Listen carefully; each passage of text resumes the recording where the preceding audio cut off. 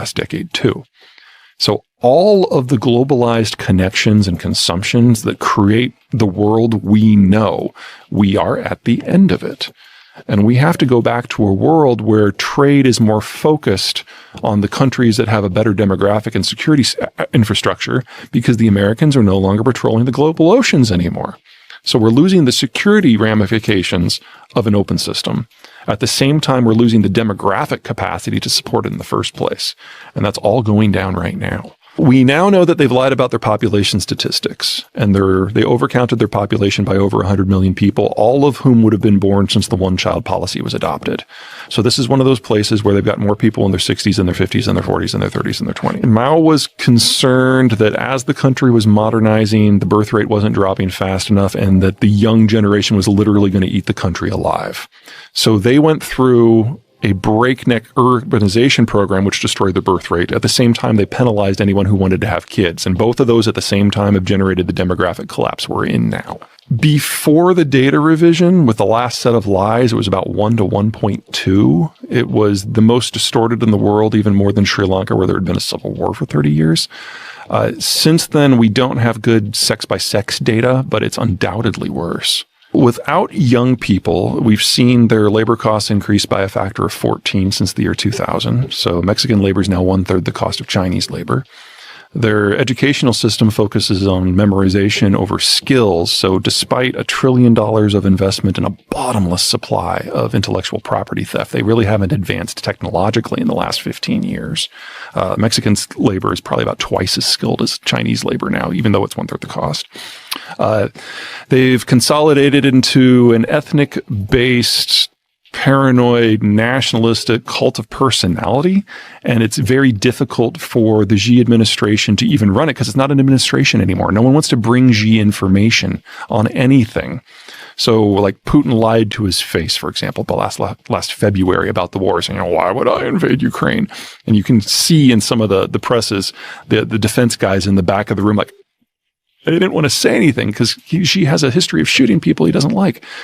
And so the Chinese were the only country that was caught with their pants down when this all went down. The Biden administration is basically taking the trade policy of Donald Trump and running it through a grammar checker and putting it into institutions. So we now have tech barricades that prevent the Chinese from buying the equipment, the tools, or the software that's necessary to make semiconductors. In fact, he went so far as to say any Americans working in the sector have to either quit or give up their American citizenship. Every single one of them either quit or was transferred abroad within 24 hours. So the tech system is stalled. They don't have the young people to go consumption-led. They're completely dependent on the U.S. Navy to access international trade. They are the most vulnerable country in the world right now. And based on how things go with Russia, we're looking at a significant amount of raw materials falling off the map, specifically food and energy.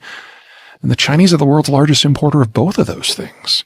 So there's no version of this where China comes through looking good.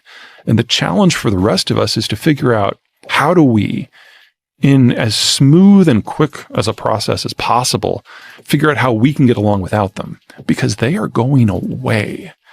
And they're going away this decade for certain. Very ugly for the Chinese. So, say what you will about the Russian economy. It's corrupt, it's inefficient, it's not very high value add, but it's a massive producer and exporter of food and energy.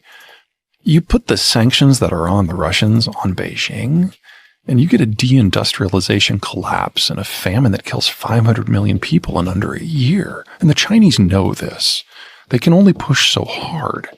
Also, you can make the argument that if the Russians succeed, they actually solve or at least address some of their problems.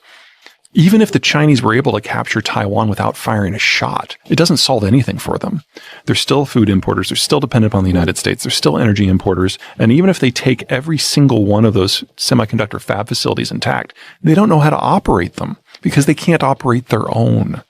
And their own are among the worst in the world, not the best. The only reason, in my opinion, to be concerned about a Taiwan war is because Xi has so isolated himself that when one person is making all the decisions and that one person refuses to access information to make the decisions, strange stuff happens. He does not have normal information flows anymore. Like even at the height of the Trump administration, when Trump was basically isolated himself from the entire intelligence community, he was still getting the daily briefing. There was still information being put in front of him.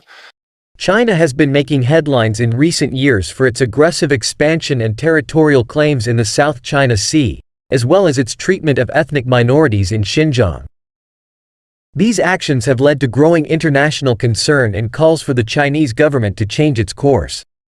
However, it seems that China is at a point of no return, with no signs of slowing down or altering its actions. This has many experts worried about the future of the region and what will happen next if China continues on this path. One of the main concerns is the threat to the stability and security of the region. The South China Sea is one of the busiest shipping lanes in the world and is home to rich fishing grounds and vast oil and gas reserves. If China continues to militarize the area and disrupt the free flow of trade, it could lead to conflict with other nations in the region, causing a destabilizing effect. Additionally, the treatment of ethnic minorities in Xinjiang has also been a source of global condemnation. Reports of mass detention, forced labor, and other human rights abuses have led to international sanctions and calls for action.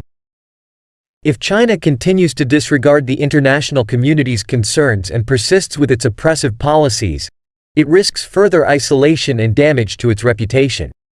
Furthermore, China's Belt and Road Initiative, a massive infrastructure project aimed at connecting countries across Asia, Europe, and Africa, is also causing alarm.